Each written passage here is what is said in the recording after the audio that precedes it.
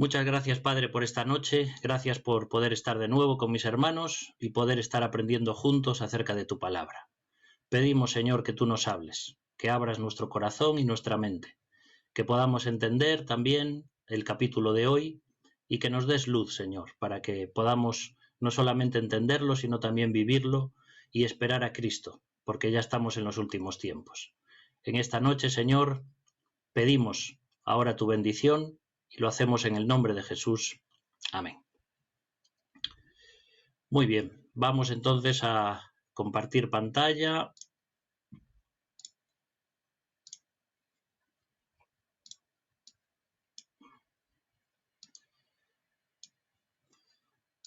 Bien, vamos a repasar un poquito. Si os acordáis, el martes pasado hemos visto acerca de la siega y de la vendimia, pero no es algo que tenía que ver con lo que nosotros conocemos, sino que encontrábamos al Señor allí en su trono sentado en el cielo para traer la hoz a este mundo, ¿no? Entonces hablábamos ahí acerca de cómo él iba a cegar a esas personas creyentes y a las no creyentes.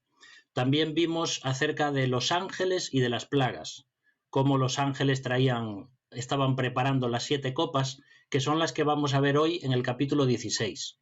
¿De acuerdo? Así que vamos a seguir pensando en Apocalipsis como si fuera un lienzo. Algo que ya os dije y que es bueno recordar, que no estamos hablando en un sentido lineal del tiempo, ni cronológico. Hay saltos en el tiempo, a veces se dice una cosa que es del pasado y a veces se habla en presente, pero es del futuro, y los diferentes cuadros y escenas que se nos presentan en Apocalipsis no es algo lineal, ¿de acuerdo? Si no, es muy complicado de entender el libro. Y de nuevo recuerdo también, estamos estudiando un género que se llama apocalíptico, que no es solamente el Apocalipsis, sino también otros libros del Antiguo Testamento, como Ezequiel, Daniel, Zacarías, etc. Entonces, toda esta serie de símbolos que aparecen en Apocalipsis, muchos de ellos son simplemente símbolos, no los podemos tomar como algo literal. Entonces es importante que recordemos esto, porque hay muchas cosas que son hipérboles, es decir, que son exageraciones que no son posible que sea algo real. Entonces tenemos que recordar todas estas cosas. Y también algo importante es que debemos estudiar Apocalipsis como si fuera una parábola. ¿En qué sentido? En el sentido de que tenemos que ver Apocalipsis en su conjunto, pero no rompernos la cabeza intentando quitar cada detallito de la parábola. Por ejemplo, si uno estudia, por ejemplo, la parábola del hijo pródigo, por poner un ejemplo, lo que tenemos que ver en conjunto es ese amor de Dios que tiene con sus hijos, ¿no? O como el amor del padre con su hijo. No tenemos que decir qué significan los cerdos, qué significan las algarrobas, qué significa, porque entonces perdemos de vista completamente lo que significa la parábola. Y de lo mismo nos sucede con Apocalipsis. Si queremos darle un significado a cada palabrita y a cada símbolo que sale ahí, entonces podemos desenfocarnos, ¿vale? Por eso es importante que, aunque estamos viendo el punto de vista futurista, no podemos decir que todo lo que está ahí es futuro, ¿de acuerdo?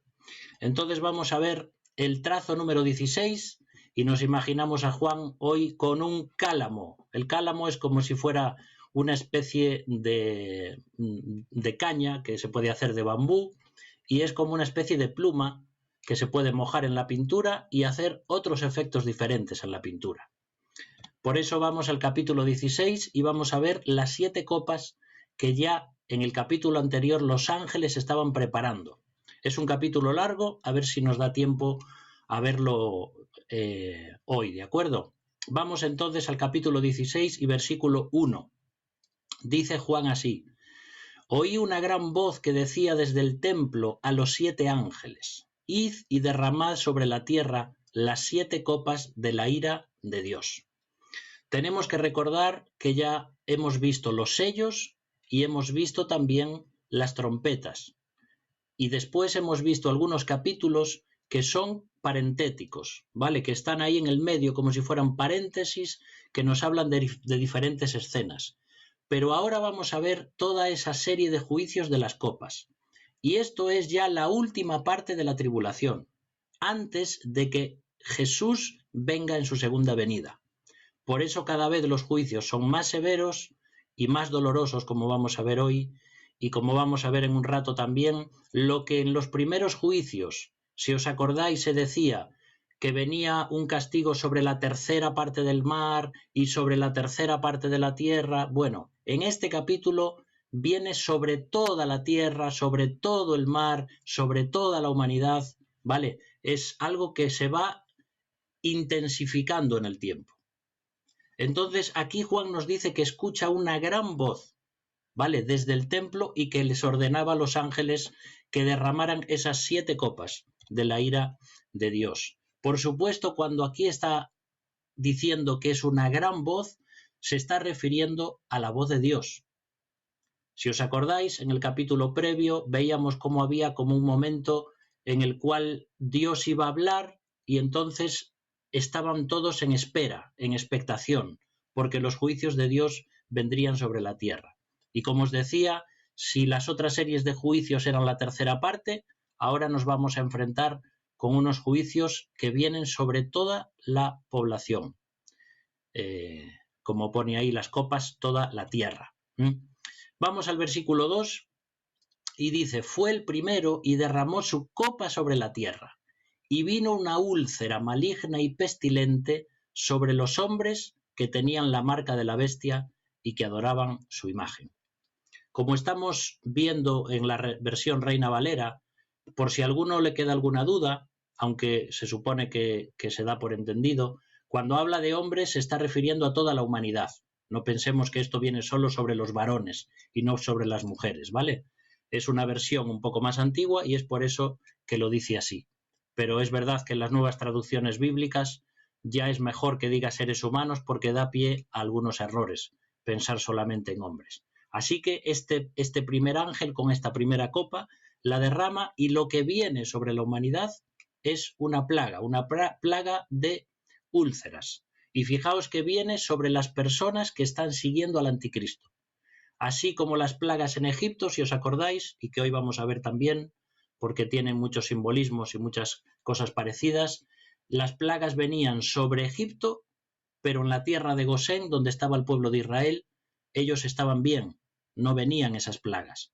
De la misma forma, estas plagas vienen sobre todo el mundo, pero sobre todo sobre las personas que siguen al anticristo, es decir, a la bestia y al falso profeta y a Satanás. Ahora, fíjate que lo que dice ahí, esa úlcera maligna y pestilente, significa que es incurable y que es repugnante. Eso es lo que significa literalmente ahí en el griego. Entonces son úlceras que podríamos decir que son como tumores o que son como cánceres que vienen sobre las personas que no se pueden curar. Y además son repugnantes.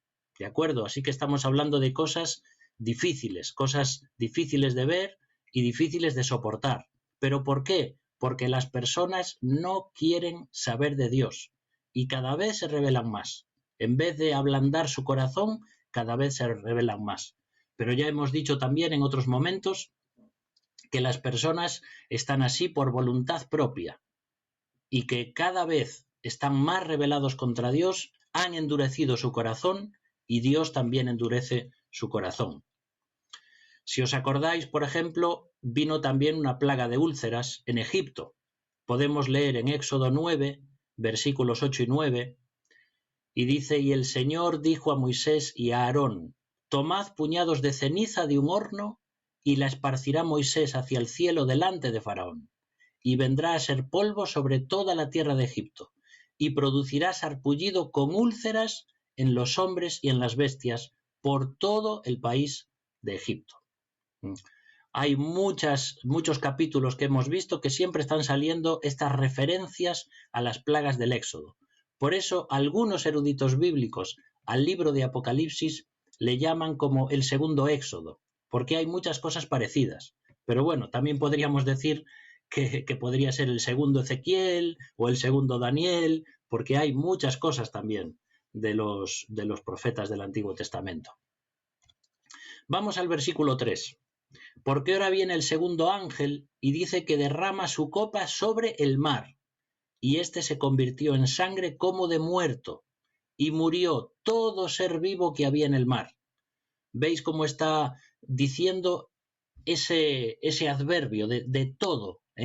Antes era la tercera parte, y la tercera parte, y la tercera parte de la hierba, pero ahora es sobre todo, porque ya se aproxima la venida de Cristo, y están viniendo esos juicios de una forma terrible sobre la humanidad. Recordad, como os decía hace unos minutos, que estamos hablando de cosas que posiblemente se van a cumplir en el futuro, pero que son, la forma de expresarlas es una forma muy exagerada, muy hiperbólica, ¿de acuerdo? Por ejemplo, si os acordáis cuando veíamos aquella figura de las langostas que subían de la tierra, que tenían pelo de mujer y que tenían... Todo eso es simbólico, no significa que si Dios va a traer a Satanás y a sus demonios sobre la tierra, no significa que exactamente van a ser así, como mostrábamos en aquella foto. Esta es la forma de explicarlo porque es un género apocalíptico y todo se exagera. Igual que la luna, que el sol y se oscurecía por completo, la luna se convertía en sangre, eso no es real, eso son cosas, figuras retóricas del lenguaje para que podamos entender lo crudo de ese momento que va a venir. Entonces dice ahí en ese versículo que hemos leído que murió todo ser vivo. Ahora poneos en el contexto, imagínate que empieza a salir en las noticias que todos los seres vivos que hay en el mar se mueren. Eso es algo terrible, porque eso va a provocar unas pestes alucinantes en el mundo. Además de que se termina todo lo que son las reservas de alimento del mar y de los océanos. Si esto es literal, va a ser un caos en el mundo. Además de todo el trabajo y de las personas que trabajan en el mar pescando. Esto también nos recuerda esa plaga del Éxodo. Si vamos a Éxodo, capítulo 7 y versículo 20, dice allí que Moisés y Aarón hicieron como el Señor lo mandó, y alzando la vara golpeó las aguas que había en el río en presencia de Faraón y de sus siervos, y todas las aguas que había en el río se convirtieron en sangre. Así que es otra referencia a esa plaga de sangre que sucede en Egipto, pero esta vez va a ser en todo el mar y todos los seres vivos. Seguimos leyendo, versículo 4. El tercer ángel derramó su copa sobre los ríos y sobre las fuentes de las aguas, y se convirtieron en sangre. Hace un rato veíamos que esa plaga hacía que el mar se convirtiera en sangre. Pero podríamos pensar, bueno, pero aún está el agua potable. Pero también viene una plaga sobre el agua potable. Y entonces encontramos ahí los ríos, las fuentes de las aguas, las presas, todas las cosas donde hay agua dulce, también se convierten en sangre. Así que tú imagínate todo, si esto va a ser realmente literal, cómo va a sufrir la población de este mundo. No solamente porque se terminan las reservas marinas, sino también porque el agua que tenemos y que necesitamos prácticamente como algo básico para la vida del ser humano, se va a convertir también en sangre. Eso va a ser algo tremendo también. El agua potable, imagínate que vas y abres el grifo y sale sangre. Es terrible, es terrible. Y si no es sangre y es simplemente que el agua va a estar de color rojo, bueno, no lo sabemos. Pero también es algo desagradable, ¿no? El agua no va a ser potable. Viene el versículo 5 ahora, y dice, y oí al ángel de las aguas, que decía, justo eres tú, oh Señor, el que eres y que eras, el santo, porque has juzgado estas cosas. Entonces ahí encontramos a ese ángel de las aguas. Algunos dicen que es un ángel que tiene bajo su poder todo el tema de las aguas del mundo, así como veíamos en otro versículo del Apocalipsis que había uno que tenía poder sobre el fuego y había otro que era el ángel del abismo. Es decir, que los ángeles parece ser que tienen este mundo en un sentido sometido bajo ellos y que tienen ciertos poderes sobre ciertos medios o ciertas cosas que hay en este mundo. Por supuesto, por encima de todas las cosas y de todos los ángeles, sean buenos o sean ángeles caídos, está Dios como el soberano. Pero ahí encontramos un ángel de las aguas. No se sabe si es que se refiere al ángel que acaba de echar la copa sobre las aguas o es que hay un ángel especial que al que Dios le ha dado el poder sobre las aguas. Pero este ángel está hablando acerca del carácter de Dios, porque a partir de este versículo comienza una canción, comienza una doxología que alaba a Dios por su carácter. Y entonces está proclamando que Dios es justo, que Dios es eterno y que Dios es santo. ¿Veis cómo muestra parte del carácter de Dios, de los atributos de Dios? De hecho, cada vez que cantamos una canción, cantamos un himno, cantamos un salmo, casi siempre aparece algo del carácter de Dios. Y fíjate qué diferente es Dios de los seres humanos. Nosotros somos injustos, Dios es justo. Nosotros somos finitos, somos temporales, pero Dios es eterno. Nosotros somos grandes pecadores, pero Dios es santo. Y estas cosas podemos usarlas también cuando oramos a Dios o cuando tenemos nuestro tiempo devocional. Cuando pensamos en Dios y en lo bueno que es Él comparado con nosotros, eso nos tiene que hacer sentir confiados. De hecho, cuando uno estudia estos atributos de Dios o estudiamos teología, una pregunta importante ¿es posible que Dios cambie? Pues no es posible que Dios cambie, porque uno de sus atributos es que es inmutable. ¿Te imaginas que Dios dejase de ser justo?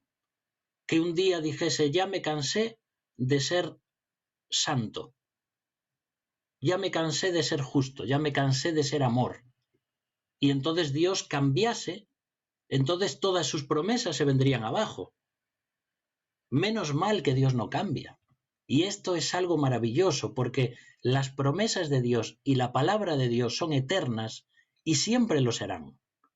Y uno no tiene que tener miedo al futuro, ni miedo a la eternidad, ni a Dios mismo, porque Él es Dios.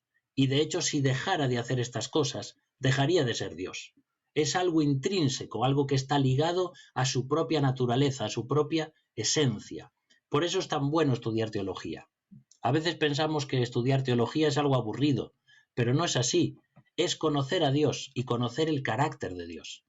De hecho, aunque todavía no se ha dicho nada, me tomo la libertad, porque ayer hablábamos en el Consejo de Ancianos de la Iglesia, en una reunión que tuvimos, acerca de que el siguiente tema que vamos a estar viendo después de los discípulos del Maestro va a ser algo que tiene que ver con la teología. Simplemente os digo eso, ¿vale? Para que sea un poquito más de sorpresa. Y así Walter lo pueda explicar con más detalle cuando llegue el momento. Así que ahí encontramos esa doxología. Y mira lo que dice el versículo 6. Por cuanto derramaron la sangre de los santos y de los profetas, también tú les has dado a beber sangre, pues lo merecen. Si nos acordamos, ya no solo en el Antiguo Testamento, las veces que se han derramado la sangre de los profetas que Dios enviaba, sino también luego en la Iglesia con el comienzo, en Hechos capítulo 2 y en adelante, las persecuciones de Nerón, de Domiciano, las burlas que se hacían a los cristianos, que se los ponían, como podéis ver ahí a la imagen, se los colgaba en un palo y se los ponía a arder y se los echaba a las fieras y al circo romano, y aquello era un espectáculo donde la gente se reía y disfrutaba con aquello. Y entonces aquí se está recordando que todo eso va a tener un castigo, que las personas que han hecho estas cosas y el pecado del corazón humano va a tener la justicia de Dios. A veces pasan los años y parece que Dios no hace justicia de las cosas que han sucedido. Pero Dios va a llegar el momento, porque Él es justo, lo acabamos de ver, que va a traer su castigo y además va a ser algo justo. No va a dar más castigo ni menos castigo del necesario, porque confiamos en un Dios que es justo. También ese versículo que acabamos de leer nos recuerda que las personas a las que les estaba escribiendo Juan tenían que estar confiando, porque a pesar de lo que estaban sufriendo por causa de Cristo, cuando se escribe el Apocalipsis, Dios les está diciendo a través de Juan que Él va a juzgar y que Él va a traer su castigo sobre aquellos gobernantes que estaban abusando de ellos tan terriblemente. En el versículo 7 dice: también oía otro que desde el altar decía: ciertamente, Señor Dios Todopoderoso, tus juicios son verdaderos y justos. Esta expresión que tenemos en la Reina Valera parece que no es correcta. Tendría que decir: también oí que el altar decía. Es decir, esto es una figura retórica que se llama prosopopeya. Esto significa que se le da a una cosa inerte, propiedades de un ser humano. Entonces se está diciendo que el mismo altar, que era de madera o de bronce o de lo que sea, estaba hablando. Y eso es lo que dice literalmente ahí, ese versículo. También oí que el altar decía, y habla acerca del poder de Dios, de que Dios es poderoso y que sus juicios que están viniendo, los últimos, los más pesados y los más difíciles de soportar, son verdaderos y justos. Podríamos pensar que todas estas calamidades que vienen sobre la tierra son el producto de un Dios airado o de un Dios vengativo, pero la Biblia, aunque nos muestra esa ira de Dios, es una ira justa, porque es algo que es merecido por los seres humanos. Viene el versículo 8 ahora, y dice que el cuarto ángel derramó su copa, pero ahora sobre el sol, al cual fue dado quemar a los hombres con fuego. Cuando uno estudia acerca del sol y acerca de la distancia a la que está de la Tierra, sabemos que, aunque algunos científicos dicen que realmente todo esto fue una casualidad en el cosmos, que el Sol de repente apareció y entonces quedó a la distancia exacta para que no tengamos ni frío ni calor. Cuando sabemos perfectamente que detrás de este universo, si hay un diseño, porque lo hay, también tiene que haber un diseñador. Y Dios ha diseñado el Sol para que esté en ese lugar en el que está y para que nos caliente lo suficiente para que la vida no se extinga en este mundo. Pero va a llegar un momento, y posiblemente es lo que está diciendo este versículo, que el sol va a calentar más de lo normal y va a quemar a las personas. Si bien es cierto que ya hay algunos lugares en el mundo, como Nueva Zelanda, por ejemplo, donde tienen agujeros en la capa de ozono, justo sobre algunos países, y hace muchos años ya que las personas tienen que ir con un traje de neopreno a la playa en verano, porque si no se quemarían, pues mucho más, en mucha mayor medida, esto es lo que va a suceder en el futuro. El sol va a causar mucho daño, además de todo lo que estamos viendo. De hecho, ahí cuando dice quemar, significa justamente abrasar. Y mira lo que dice el versículo 9. Y los hombres, los seres humanos, se quemaron con el gran calor y blasfemaron el nombre de Dios, que tiene poder sobre estas plagas, y no se arrepintieron para darle gloria. Cuando una persona tiene el corazón sensible, cuando una persona tiene temor de Dios y está sufriendo, esa persona viene delante de Dios, se humilla, ora, pide perdón, confiesa sus pecados. Es lo que sucede o lo que debería suceder con los cristianos, con nosotros. Cuando vienen momentos difíciles a nuestra vida, clamamos a Dios y le queremos dar gloria a Dios. Pero estas personas están tan endurecidas que cuanto más castigo trae Dios sobre ellos para que se arrepientan, más blasfeman el nombre de Dios. Y no se arrepienten. Es como cuando dice algunos versículos de las Escrituras, endurecer la cerviz, poner la espalda dura y decir como podíamos decir cuando éramos pequeños y nuestro padre, nuestra madre nos quería dar y decíamos, no me duele, dame más fuerte.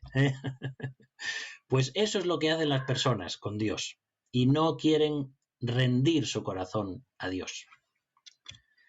Seguimos en el versículo 10. Ahora viene el quinto ángel, derrama su copa, pero fíjate, sobre el trono de la bestia, y su reino se cubrió de tinieblas, y mordían de dolor sus lenguas. Así que no solamente la humanidad va a estar sufriendo esto, sino que el anticristo, al que conocemos con este apodo de la bestia, él va a tener también un juicio especial de Dios.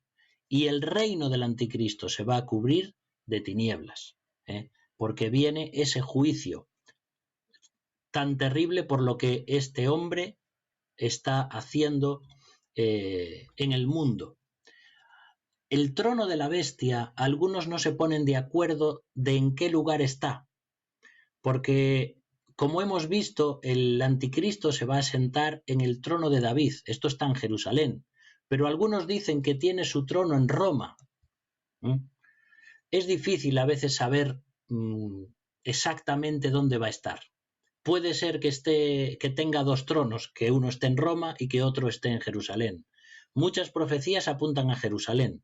Y de hecho luego vamos a ver también, parte de las profecías tienen que ser en Jerusalén porque es donde está el templo y donde él se va a presentar como si fuera Dios para que se le adore.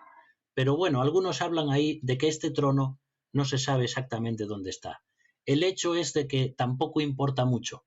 Lo que importa es que ese poder que se le ha dado al anticristo y lo que se le ha permitido hacer, ahora es el momento de traer juicio sobre él y sobre ese autoritarismo y sobre esa blasfemia que ha hecho de querer declararse Dios a sí mismo. Y esta plaga de tinieblas que viene sobre su reino nos recuerda también la plaga de tinieblas del libro del Éxodo. Éxodo capítulo 10 y versículo 22 dice: y extendió Moisés su mano hacia el cielo y hubo densas tinieblas sobre toda la tierra de Egipto por 3 días. Por 3 días. Estaba pensando ahora, ¿puede haber algo escondido aquí en esto de tinieblas durante 3 días con lo que sucede cuando Cristo muere y está 3 días ahí esperando la resurrección? Cosas simbólicas que podemos ver ahí. Bueno, hay cosas, ¿no?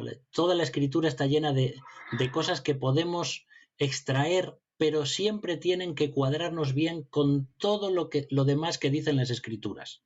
No podemos alegorizar y sacar textos, frases, palabras y decir, esto que dice aquí de las densas tinieblas está hablando de los 3 días, pero hay cosas curiosas que sí podemos ver y hay un significado mucho más profundo del que nos podemos imaginar en la Biblia.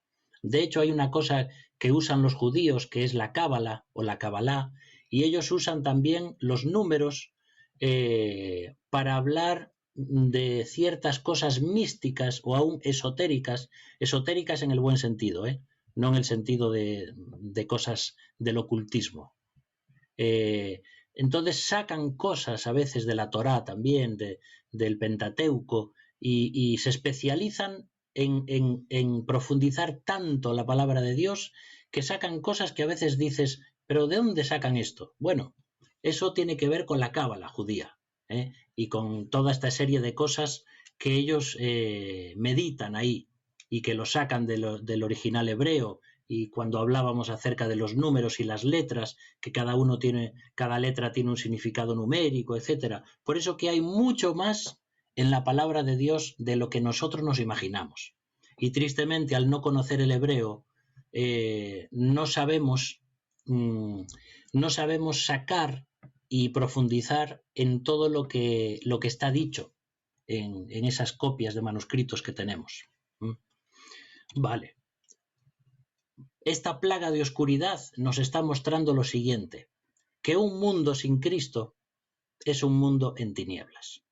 Y simbólicamente es lo que está sucediendo. Dios trae una plaga sobre el mundo porque no está Cristo. Las personas no quieren saber de Dios.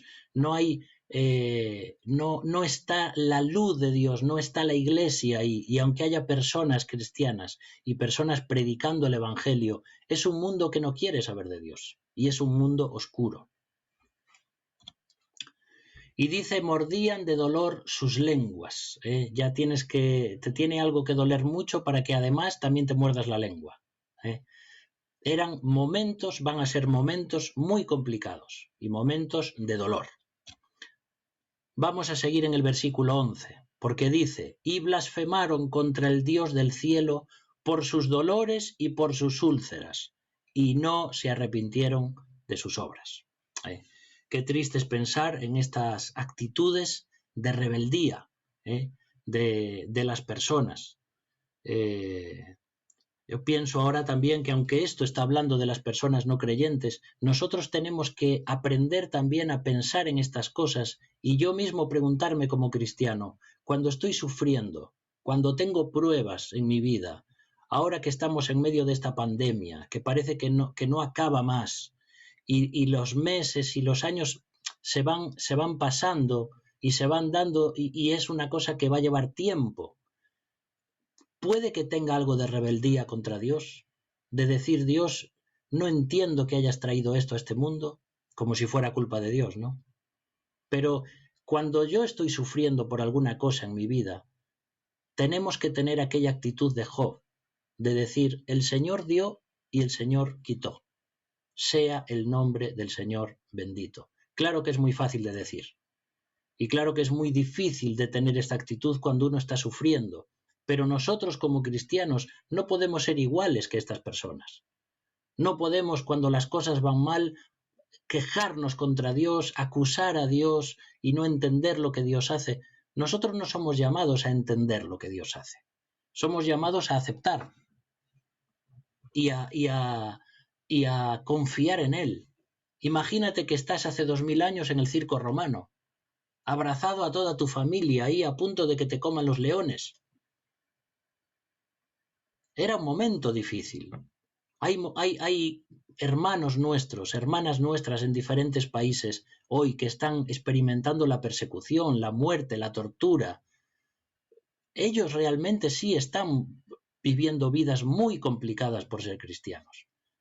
Pero nosotros aquí no podemos quejarnos en comparación con ellos. Por eso, cuando leemos versículos, aunque en un sentido no están aplicados a nosotros, también son buenos para hacernos pensar en cómo está mi actitud cuando tengo una úlcera o cuando tengo un dolor que Dios me manda. Viene el versículo 12. El sexto ángel derramó su copa sobre el gran río Éufrates, y el agua de éste se secó, para que estuviese preparado el camino a los reyes del oriente. Así que ya estamos en la sexta copa y ahora nos está hablando del gran río, que es el río Éufrates. Os pongo aquí un mapa para que veáis la extensión que tiene este río. Esa línea blanca que está ahí en el medio del mapa es toda la extensión del río Éufrates. Fíjate que empieza muy al norte, mucho más allá de Israel, y va cruzando a Siria, y va bajando, va pasando luego por Babilonia, por Ur, de donde era Abraham, y se une al otro río que es el Tigris para desembocar como un solo río en el Golfo Pérsico. Es un río muy largo, es uno de los ríos más largos que hay en el oriente asiático. Fijaos que este río tiene 2.700 kilómetros de largo y era el río que está nombrado también en Génesis cuando se habla del huerto del Edén. Había 4 ríos allí, 2 de ellos hoy en día ya no existen, pero el Éufrates y el Tigris sí. Y ese río formaba también, era como una especie de frontera para el huerto del Edén. También se nos habla de este río Éufrates, que es muy importante, cuando se habla de la tierra prometida, porque era también uno de los ríos que iban a servir de protección para el pueblo de Israel. También cuando veíamos en el capítulo 9 de Apocalipsis y versículo 14, se nos decía que había varios ángeles caídos que están atados junto al Éufrates. Entonces también tiene algo que ver ahí con este río. Y también acabamos de leer que Dios va a hacer que este río se seque, fíjate, para secar este río, ¿no? Para que crucen los reyes de Oriente. Bueno, te pongo ahí, lógicamente no estamos hablando de los Reyes Magos, sino que es una potencia que va a venir de Oriente para, como vamos a ver en un ratito, luchar contra Israel. Entonces, como el río Éufrates es una especie de frontera física o geográfica para que no se pueda atacar a Israel, si este río se seca, todos los que vienen del este van a tener el canal para poder cruzar hacia Israel. Quiero mostrarte un poquito lo que estamos viendo ahora, lo que sucederá cuando llegue este momento de la situación política y militar que va a suceder cuando estos versículos de los que estamos hablando ahora se cumplan. Estamos hablando de que se está preparando la batalla del Armagedón, que de hecho va a salir ahora en unos versículos que vamos a ver. Tenemos que recordar unas cosas para hacer memoria. Primero, el anticristo es el que va a hacer un pacto de paz con Israel. Va a hacer una alianza política y va a decir: yo te voy a proteger y mis ejércitos Israel te van a proteger. Esto lo podemos leer en Daniel 9, versículos 26 y 27. Luego se van a concentrar y a ir preparando una serie de tropas en torno a Israel, porque si hay algo que en este mundo va a suceder, como ya se ve acerca de este odio que hay hacia los judíos, es que van a querer echar a Israel del mundo. Y entonces en Daniel 11:40 se nos dice que los reinos del norte y del sur atacan a Israel. Cuando se habla del reino del norte, algunos hasta hablan de la potencia de Rusia, pero realmente no sabemos. No podemos verlo por países porque son reinos y no sabemos cómo se van a agrupar. Entonces, todo lo que es el norte de Israel, ¿vale? Sea de Siria para arriba, puede ser un reino del norte, o países aliados que van a venir a luchar contra Israel. Cuando hablamos del reino del sur, seguramente nos referimos a Egipto, o a Arabia Saudí, no sabemos. Pero esos van a venir del norte y del sur para pelear contra Israel. En Ezequiel 38, versículos 19 al 23, se nos dice que el reino del norte va a ser destruido por Dios mismo. Y los ejércitos del anticristo van a estar peleando contra el reino del sur. Esto es todo, digamos, en unos meses previos, por decirlo así, a la venida de Cristo, en la última parte ya de la tribulación. Y luego es cuando se abre y se seca este río, el río Éufrates, y entonces los ejércitos y los reyes del Oriente vienen para pelear con el anticristo. El anticristo está defendiendo a Israel, pero esto es esta batalla que se va a estar dando, o así más o menos lo entendemos en ese momento, ¿vale? Para entender un poquito de lo que va a suceder en medio de todas estas plagas. Ahora viene el versículo 13. Dice: y vi salir de la boca del dragón y de la boca de la bestia y de la boca del falso profeta, aquí tenemos a la Trinidad satánica, 3 espíritus inmundos a manera de ranas. También es algo simbólico, ¿no? Pero algunos dicen que esto significa una acción diplomática que van a tratar de establecer tanto Satanás como el anticristo como el falso profeta. Entonces, como habla de bocas, y es algo que tiene que ver con la comunicación, y habla de las ranas, de los espíritus, etcétera, etcétera, parece ser que se refiere a algo que esa Trinidad satánica va a hacer para intentar hacer negociaciones. Pero también nos dicen los versículos que siguen que esto va mucho más allá, no va a ser solamente una negociación. Pues mira lo que dice el versículo 14. Pues son espíritus de demonios que hacen señales y van a los reyes de la tierra en todo el mundo para reunirlos a la batalla de aquel gran día del Dios Todopoderoso. Así que estos demonios que digamos que están llevados, están guiados por Satanás y por esa Trinidad satánica, van a estar, por decirlo así, influyendo y contagiando los corazones de los reyes, de los gobernantes, un poco como si fueran monigotes, por el poder que va a tener Satanás y los milagros que van a hacer también el anticristo, el falso profeta y todos estos espíritus de demonios, es como que van a estar llevando ese reino diabólico hacia donde Satanás quiere, y lo van a estar consiguiendo y van, fíjate, a estar preparando toda una serie por decirlo así, de técnicas y de guerras y de cosas que van a estar ahí haciendo para prepararse para lo que en principio ellos querían, proteger a Israel, o decían, al final lo que quieren es destruir todo. Cuando ahí habla de ese, el gran día del Señor, o el gran día que va a llegar, está hablando justamente del día del Señor.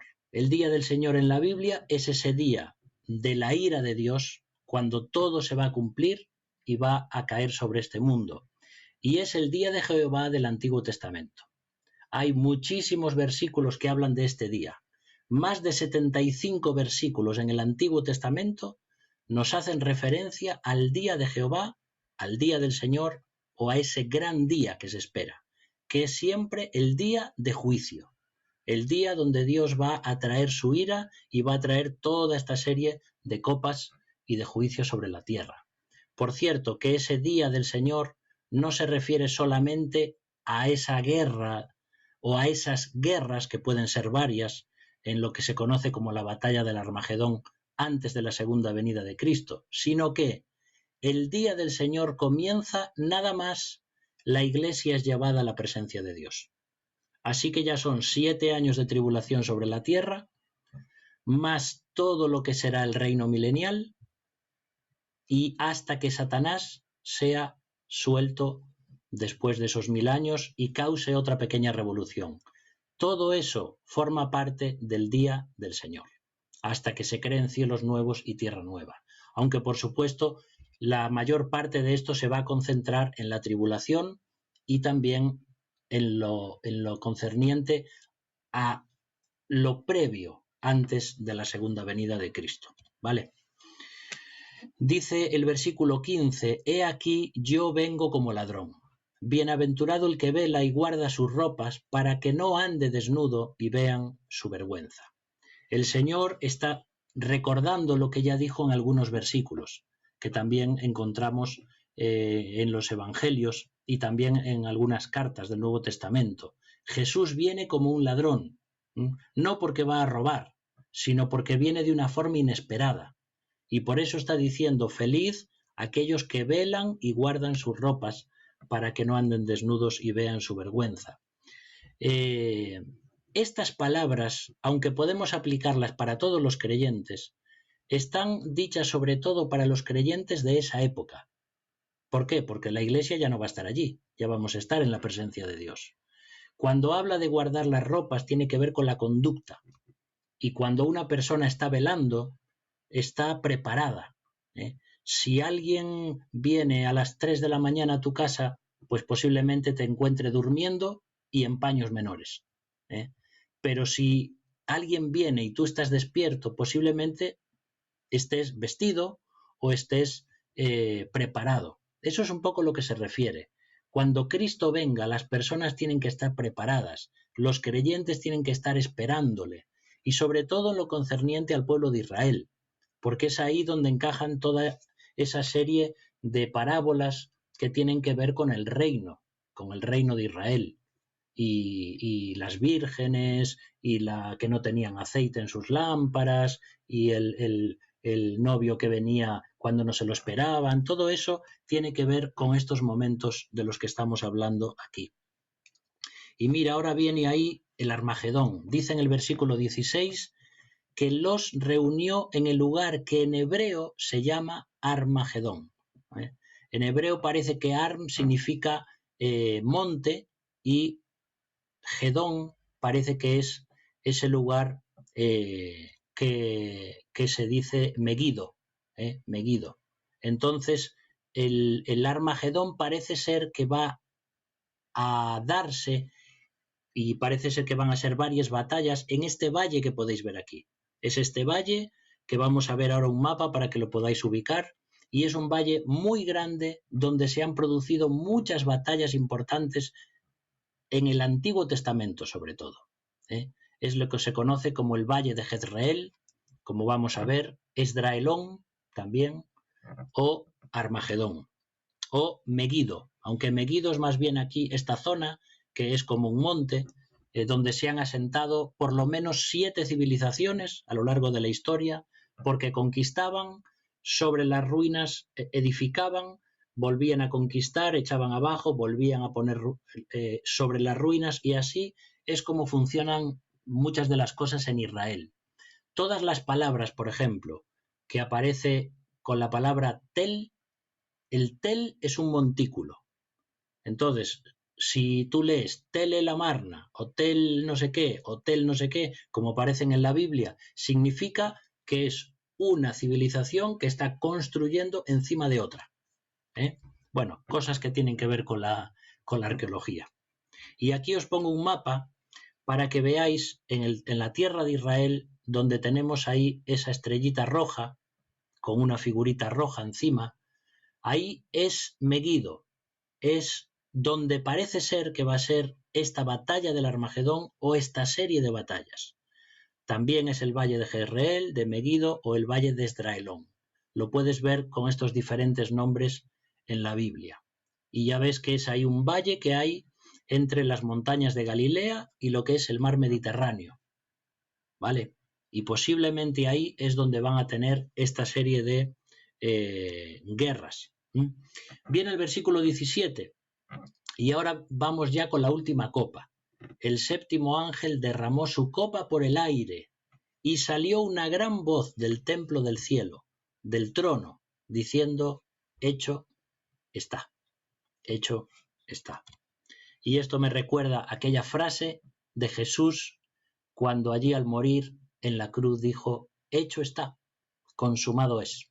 Jesús en la cruz terminó su obra de redención, que tuvo también su culmen cuando Él resucitó, pero va a llegar un momento también en el que la ira de Dios, ya no sobre Cristo, sino ahora sobre los seres humanos, también Dios va a decir: consumado es, hecho está.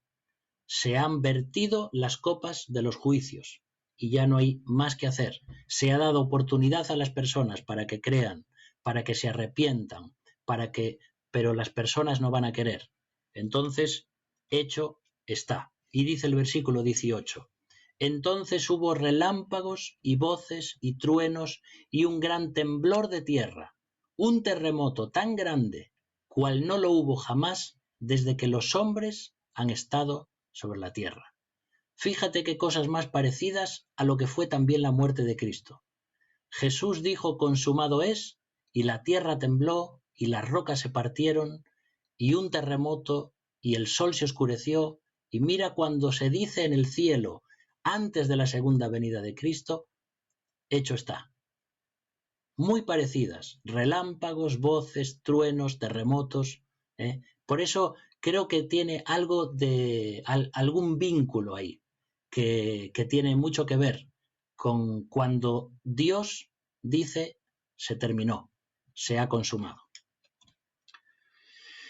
Viene el versículo 19 y dice que la gran ciudad fue dividida en 3 partes, y las ciudades de las naciones cayeron, y la gran Babilonia vino en memoria delante de Dios para darle el cáliz del vino del ardor de su ira. Cuando ahí habla de la gran ciudad, posiblemente se refiere a Jerusalén, ¿vale? Jerusalén. Y Babilonia, que está nombrada en ese versículo, lógicamente no se refiere a una ciudad, literal, sino a todo lo que es ese sistema del anticristo. Porque vemos cómo desde la Torre de Babel, que lo veíamos el otro día, ese espíritu, por decirlo así, babilónico, de un sistema que va contra Dios y que es completamente individualista y materialista y humano, es ese espíritu de Babilonia que todavía va a resurgir, por decirlo así. Vamos a ver en los próximos capítulos acerca de la Gran Ramera, vamos a ver el tema de la Iglesia de Roma y vamos a ver Babilonia también. Entonces, de esto aún se va a hablar un poquito más en Apocalipsis y se nos van a dar bastantes detalles. Pero ahora que sepamos, como dice este versículo, ahí que Jerusalén fue dividida en 3 partes. No sabemos exactamente a qué se refiere esto, ¿vale? Pero va a ser juzgado todo esto que aparece aquí. Y el versículo dice que toda isla huyó y los montes no fueron hallados. Por supuesto, esto es un lenguaje figurado. No significa que las islas van a desaparecer y que los montes van a desaparecer. Son lenguajes figurados, pero nos muestra lo difícil y el juicio tan terrible que va a venir sobre este mundo, porque está expresado de esas formas. Y luego, en el último versículo dice, y cayó del cielo sobre los hombres un enorme granizo, como el peso de un talento, y los hombres blasfemaron contra Dios por la plaga del granizo, porque su plaga fue sobremanera grande. Cuando ahí dice el talento pesaba más o menos entre 35 y 40 kilos. Si esto va a ser literal, imagínate cada pedrada que va a caer de granizo va a ser algo terrible, porque realmente va a matar a una persona y va a destruirlo todo. Es como si el ser humano o las personas no creyentes que han apedreado tanto a los profetas y a los hijos de Dios, va a llegar un momento en el que Dios los va a apedrear a todos con granizo. Si esto es literal, pero si es literal y cada bola de granizo pesa 40 kilos, te puedes imaginar lo que va a suceder en medio de todos los juicios que ya estamos viendo. Granizo, sangre, terremotos, seres vivos en el mar que se mueren, el agua que ya no es potable, tantas cosas, porque estamos en los últimos juicios. Y esto es un poquito el capítulo 16 de Apocalipsis. A veces hay capítulos en los que uno se puede parar más o capítulos en los que uno puede aplicar más a la vida cristiana, pero hay otros en los que es difícil tomar estos versículos y aplicarlos a nosotros. Entonces, a partir del capítulo que viene, el 17, el 18, vamos a ver cosas bien interesantes y luego nos quedan esos últimos capítulos 19, 20, 21, que son maravillosos, porque ya se nos muestra allí a la esposa de Cristo, el cielo, los detalles del cielo, de las puertas, de las piedras preciosas. Ahora estamos en ese momento previo a la segunda venida de Cristo. ¿Vale? Muy bien. Vamos a sacar la prohibición del audio por si alguno de vosotros quiere decir alguna cosa. Pero bueno, ya veis cómo las cosas se van poquito a poco, van creciendo y ya llegamos a esas 7 copas que son las últimas y que van a traer unos juicios terribles sobre la tierra. Así que tenemos que aprovechar estas cosas también para hablar a las personas que no conocen a Cristo, porque van a pasar momentos muy difíciles, muy complicados. ¿Alguien quiere compartir algo, preguntar algo, alguna duda? Pastor, yo tengo una pregunta y una duda.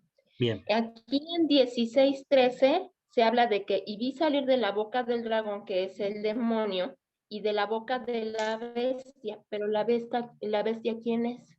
La bestia es el anticristo. ¿Sí? Okay. Eso lo vimos ya en otras clases también. Cuando habla de dragón, es Satanás. Cuando habla de la bestia, bueno, una de las bestias, aunque casi siempre se refiere a la bestia, es el anticristo. Y después otra bestia que vimos, creo que hace 2 capítulos, es el falso profeta. ¿Vale? Se representan de esa forma. Gracias, Quiero hacer pastor. una pregunta. De nada. ¿Sí? Sí, yo quiero preguntar. Adelante. ¿Podemos tomar también esta parte donde habla de guardar las ropas, velar vestido como con la palabra de Dios, de estar revestidos de la palabra de Dios? ¿Esa es tu pregunta?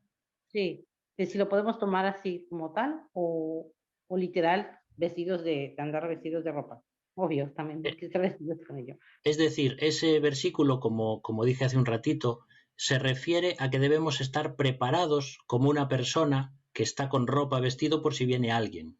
Si nosotros decimos que eso puede ser la palabra de Dios que nos rodea, eso se dice que es como alegorizar el texto. Es decir, imaginarnos algo, realmente el texto no lo dice, entonces no podríamos decir eso. Ahora, si yo quiero hacer una especie de aplicación para mi propia vida y me lo imagino así porque me va a bendecir, eso es diferente. Pero no que el texto esté diciendo eso. Okay.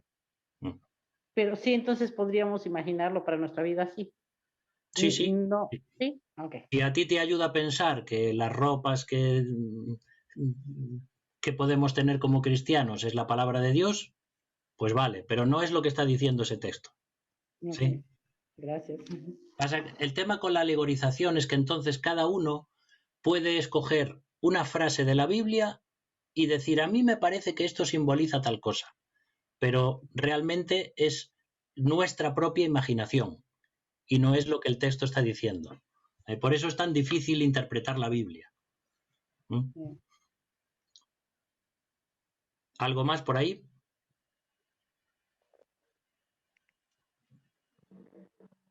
Bien, pues entonces cualquier pregunta o duda sobre esto de Apocalipsis lo podéis escribir por WhatsApp o por email y durante la semana podemos responderlo.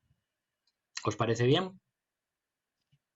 Muy bien, pues entonces vamos a dejar aquí este capítulo de hoy y me gustaría pedirle, Benito, ¿querrías terminar para orando? Simplemente dar gracias a Dios por este tiempo. Tienes que sacar el silencio del micrófono. Pues Dios y Padre que estás en el cielo, Señor, te damos gracias por estos momentos pasados alrededor de tu palabra y reconocemos que es muy difícil. Y reconocemos o pensamos que es muy complicado. Y pensamos, Señor, que muchas cosas no sabemos cómo van a ser. ¿Cómo podemos decir en los tiempos que estamos que el río Éufrates es una valla a los ejércitos, tal como se mueven hoy? Pero estas cosas están escritas en tu palabra y es tu palabra la que escuchamos y deseamos, Señor, que nos hable. Así que, Señor, lo dejamos todo en tus manos y ayúdanos, Señor, en cuanto a lo que dice, mantenernos con nuestras ropas porque no sabemos el momento de tu venida. Así que, Señor, ayúdanos y manténnos preparados. Y ayúdanos, nuestro deseo, Señor, es avanzar, entender, comprender. Así que, Señor, danos luz, da luz a Abraham y danos luz para poder entender cosas muy difíciles. Nos parece muy difícil. Señor, a ti sea toda la gloria y a la persona bendita del Señor Jesucristo. Damos gracias por todo y pedimos que tú nos bendigas. Hasta la próxima reunión. En el nombre del Señor Jesús. Amén. Amén. Muchas gracias, Benito. Gracias.